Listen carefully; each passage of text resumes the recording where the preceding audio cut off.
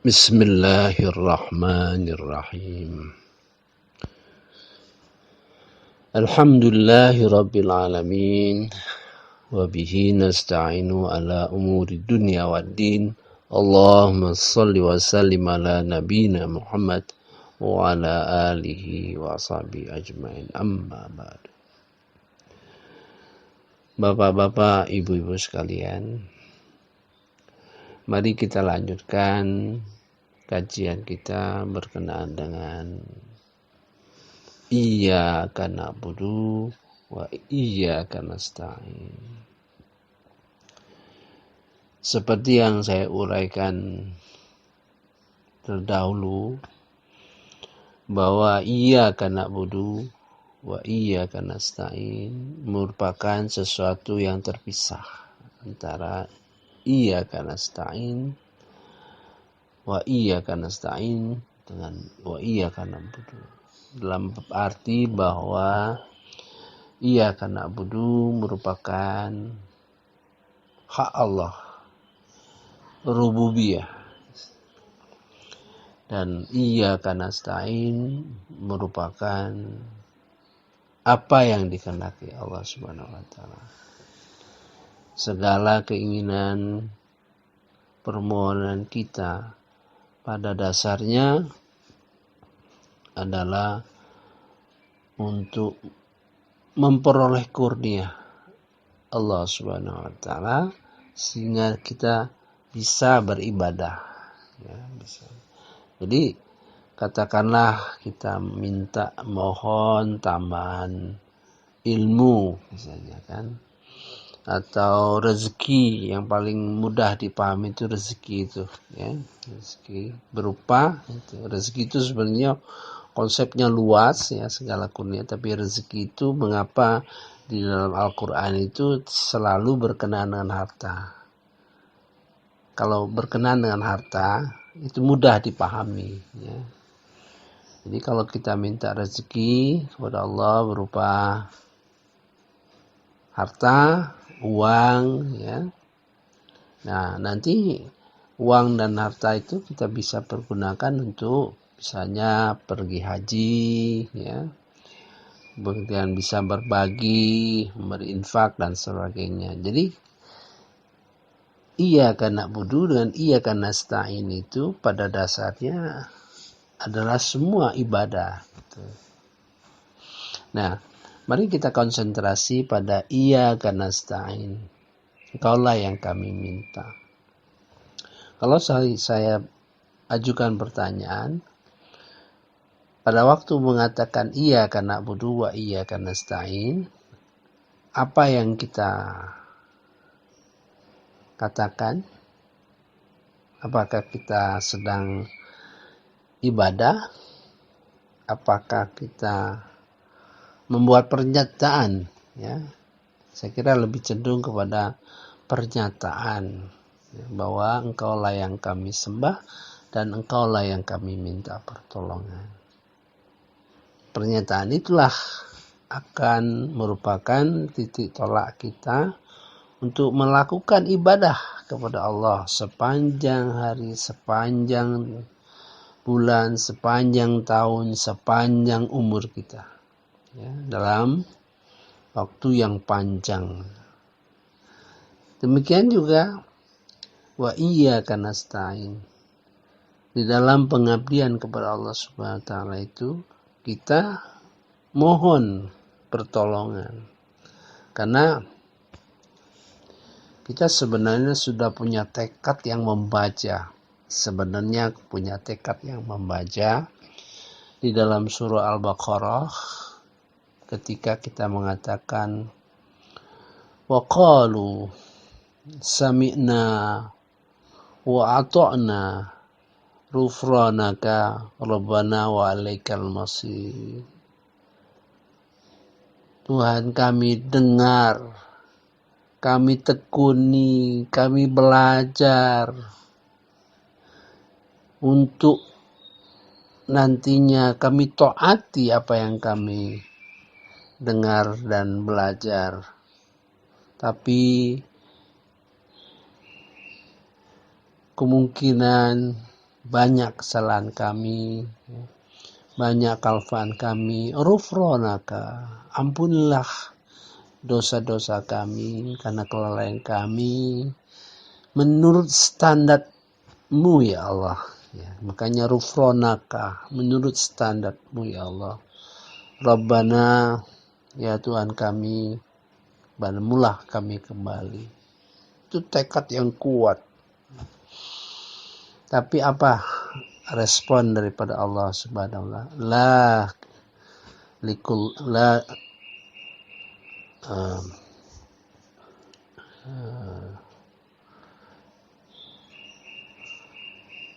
Tidaklah Allah memberati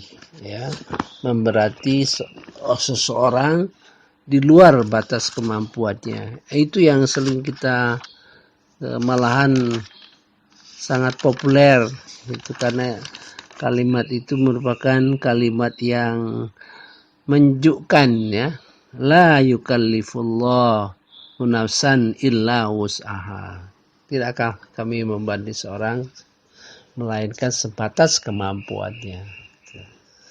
Kalau misalnya kita memang orang yang nggak punya misalnya ya otomatis tidak ada tuntutan yang besar untuk memberikan infak ya, berupa materi ya.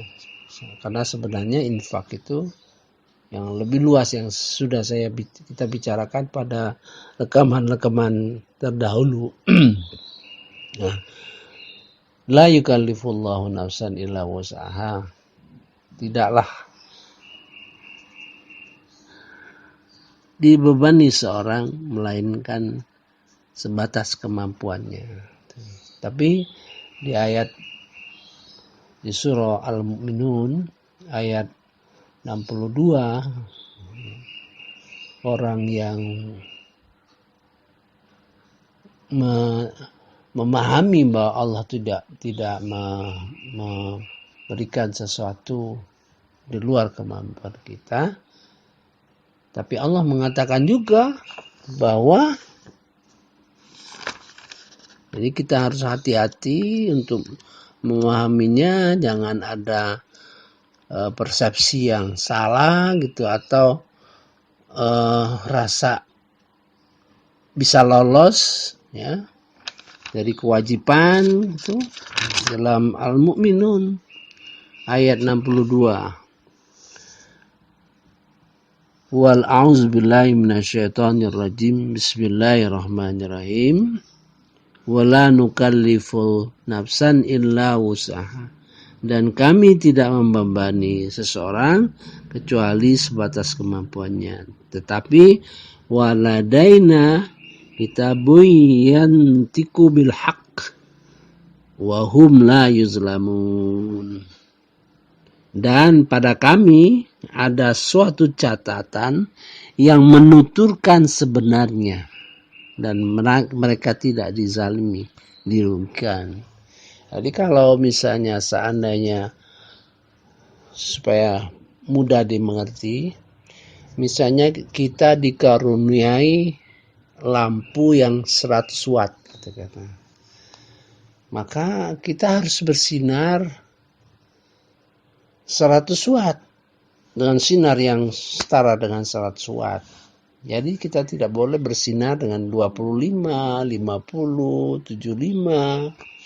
Berarti ada korupsi, istilahnya korupsi ya. Jadi kalau lampu kita dikaruniai 100 watt, maka kita harus bersinar dengan lampu yang 100 watt. Nah, dalam mencari kurnia Allah Subhanahu wa taala, kita selalu berdoa pada Allah Subhanahu wa taala sehingga betul-betul kita difasilitasi ya, sehingga dapat melaksanakan kewajiban-kewajiban. Nah, kita lihat di dalam surah Al-An'am ya, ayat yang terakhir, ya. Ayat yang terakhir itu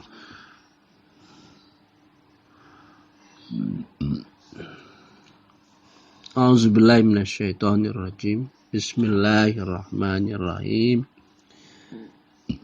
Dan dialah yang menjadikan kamu sebagai khalifah-khalifah di bumi, dan dia mengangkat derajat sebagian kamu di atas yang lain untuk menguji atas karunia yang diberikannya kepadamu. Sesungguhnya Tuhanmu sangat cepat memberikan hukuman, dan sungguh Dia Maha Pengampun, Maha Penyayang. Jadi,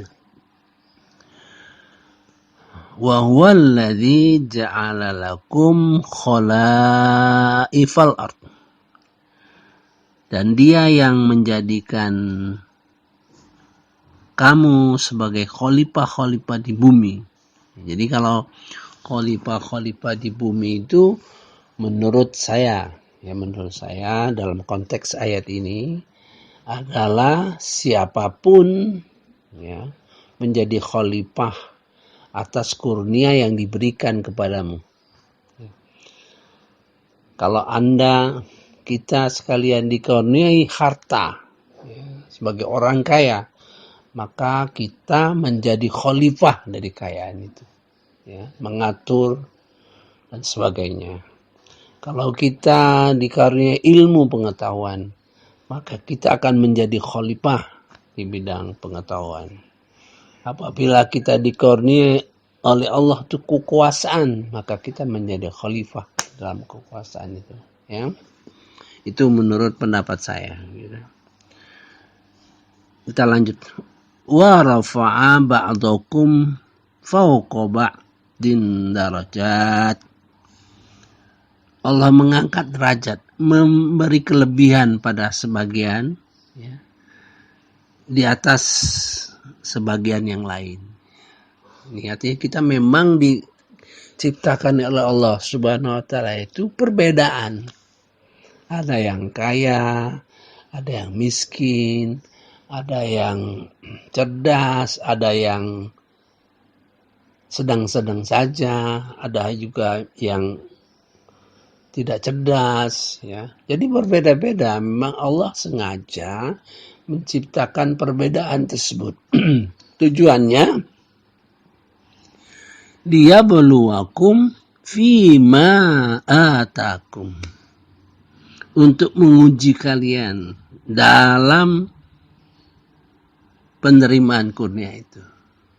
Jadi kalau kita dijadikan orang kaya, otomatis menjadi khalifah kekayaan. Allah memberikan karunia kepada kita sebagai orang yang berilmu.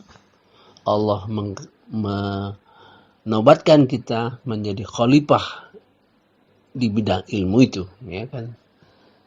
Kalau kita dikaruniai Allah sebagai pemimpin yang punya kekuasaan, maka kita menjadi khalifah di dalam kepemimpinan itu, ya. Ini khalifah ini banyak, khalifah itu, ya. Nah, untuk menguji, kalau kamu punya harta, bagaimana kamu menggunakan harta itu dalam rangka pengabdian kepada Allah Subhanahu wa Ta'ala. Yang jelas aturannya, bagaimana infak, bagaimana zakat, dan seterusnya. Kalau kamu dikaruniai ilmu pengetahuan, kamu menjadi khalifah. Bagaimana ilmu yang kau dapat itu bermanfaat bagi orang lain, ya, bagi orang lain. Bagaimana ilmu itu bermanfaat bagi dirimu sendiri, bagaimana bermanfaat bagi keluargamu, ya. Nah, itu merupakan kewajiban kita. Kalau katakanlah, ya, Allah mengkaruniai kita ilmu, ya, itu bisa diukur, ya, bisa diukur. Berapa banyak waktu yang kau berikan, kau dedikasikan kepada ilmu pengetahuan. Banyak sepanjang waktu.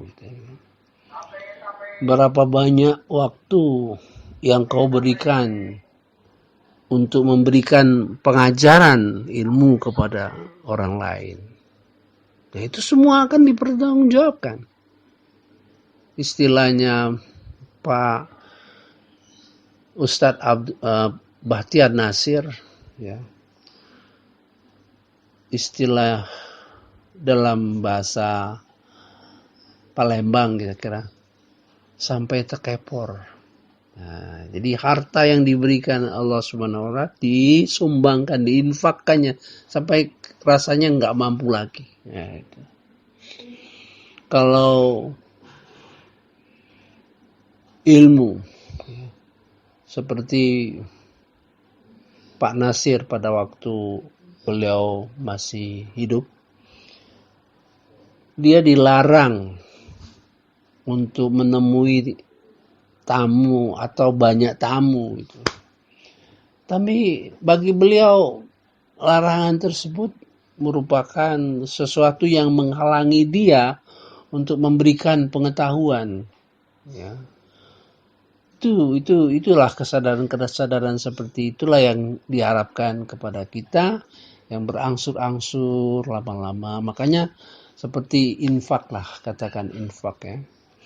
Rasulullah mengajarkan kepada kita untuk memberikan infak yang disukai oleh Allah Subhanahu wa Ta'ala. Ada yang sedikit, tapi konsisten, ya.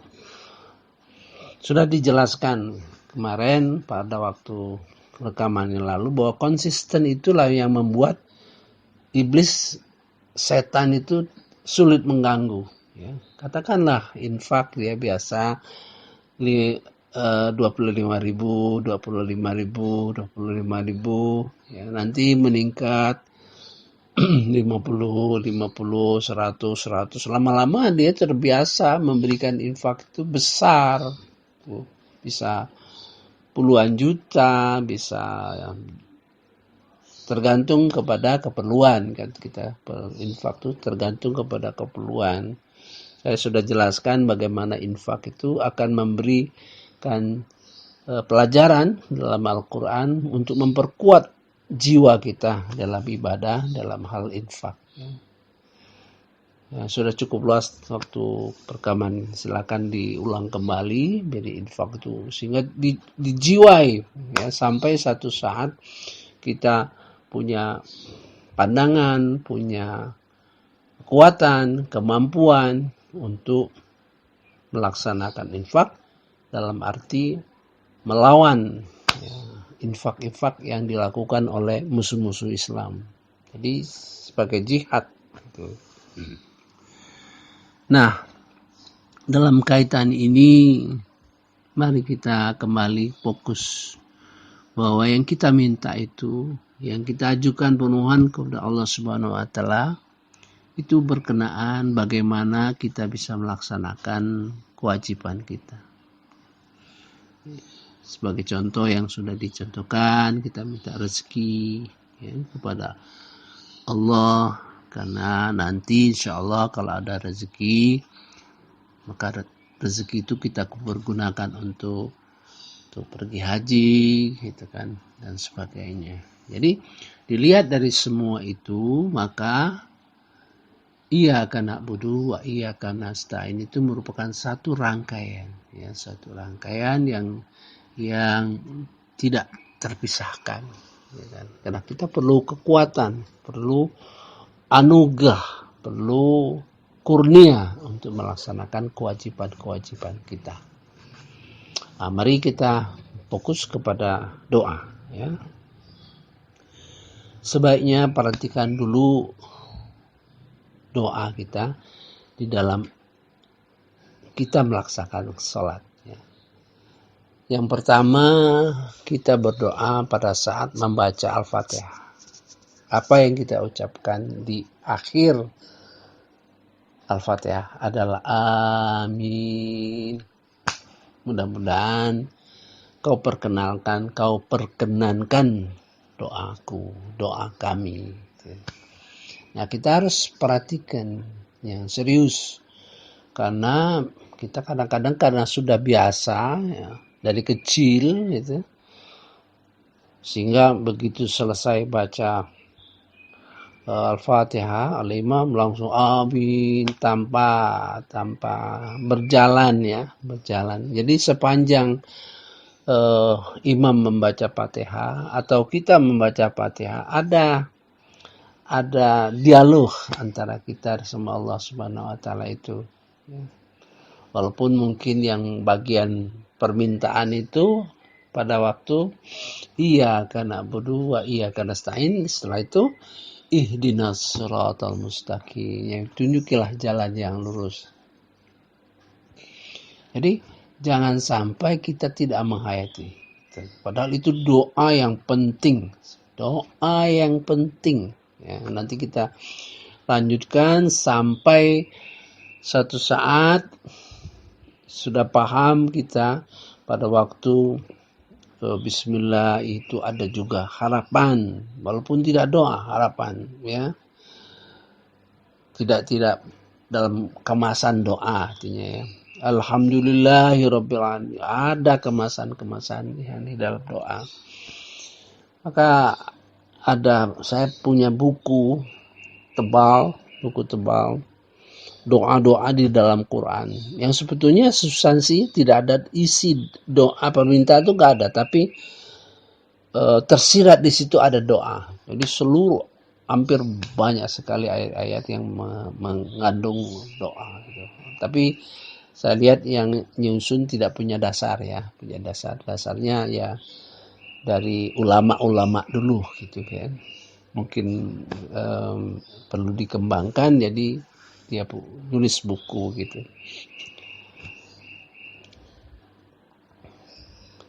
Jadi satu itu ya.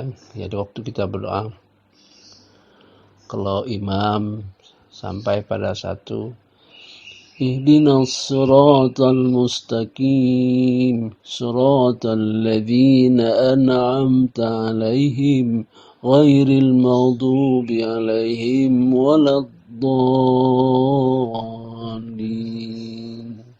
Amin. Dengan penuh perasaan ya.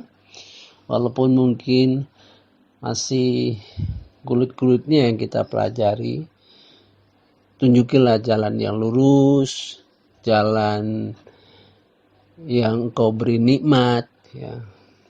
Bukan jalan orang-orang yang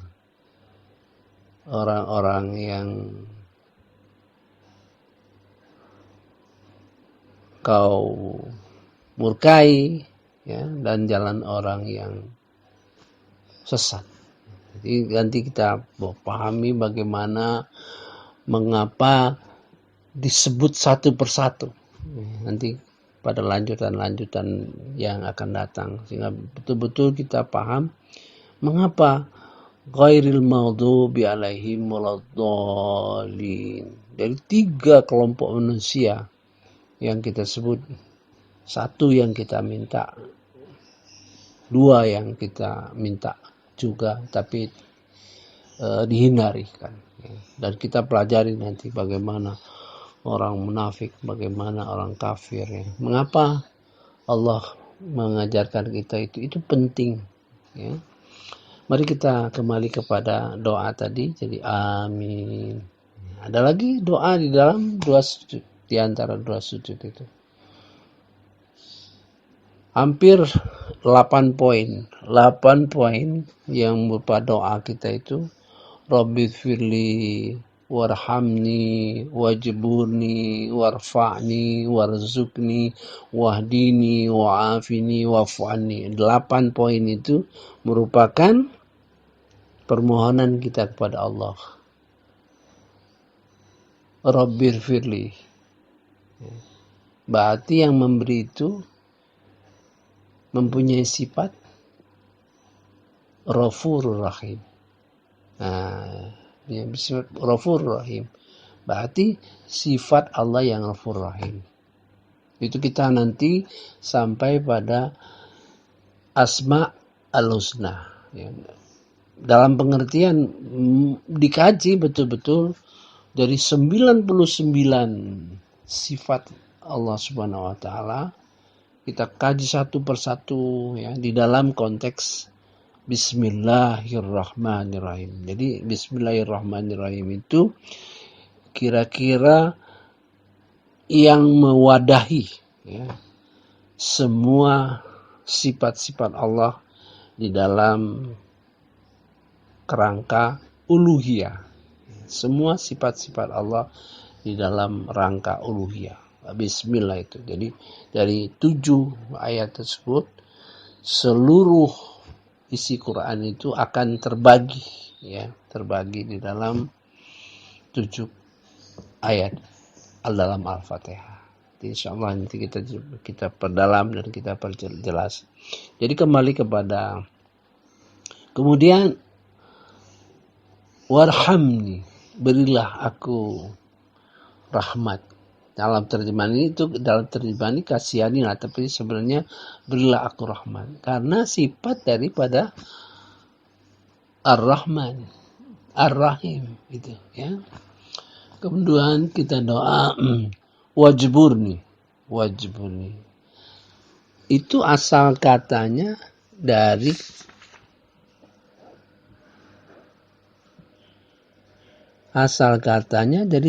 jabaro. Ya, jabaro. Yang memaksud kepada al-jabbar, Allahul al-jabbar ya. Nah, disitulah al-jabbar itu kita dalam arti yang dimaksud di dalam doa tersebut adalah tumbuh kembangkan. Kira-kira ya Allah, tumbuh kembangkan. Apa yang diminta dalam al-jabbar? Misalnya, tumbuh kembangkanlah kalau sedang sekolah, tumbuh kembangkanlah ilmuku ya. Kalau kita jadi wajibuni permintaan kepada Al-Jabbar. Jadi dalam doa itu punya sifat-sifat Allah. Kemudian warfa'ni, angkatkan aku derajat.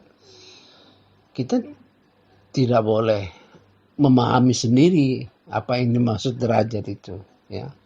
Allah sudah mengatakan yarfa'illahu alladhina amanu minkum walladzina utul ilma darajat. Ya, diangkat derajat itu karena iman dan ilmu. Dan iman dan ilmu ya. Mungkin kita jangan mengira bahwa kita memperoleh derajat yang tinggi karena kita harta, bukan. Itu dalam arti siapa yang memberikan itu adalah Allah Subhanahu wa taala. Yang bersifat meninggikan derajat. Warzuqni, ya, berikan rezeki, jadi ar-razaq. Ar-razaq. Kemudian wahdini, beri aku petunjuk, al-hadi, sifat Allah al-hadi. Kemudian al-afu, yang memberi maaf. Jadi di antara 8 poin doa itu ada 2 doa yang menutup ya, yang satu sama lain seolah-olah menutup ya.